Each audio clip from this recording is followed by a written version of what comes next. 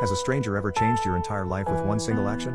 When I was little, I grew up in a very bad household, and because of this I was a very shy and awkward kid with no social skills. I was only in first grade, but I already felt like an outcast, spending my lunchtimes alone and being sad about how the other kids had so much fun playing with each other. This combined with coming home to angry alcoholic parents who punched holes in walls made me a pretty depressed kid, and I truly thought of myself as a loser. But then one day this girl changed my life.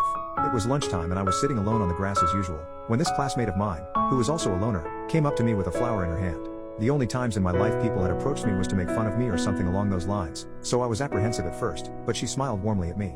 She stretched her hand out with the daffodil and asked me if I wanted to be friends. I looked at her like she was an alien. That was the single kindest thing anyone had ever said to me in my life up until that point.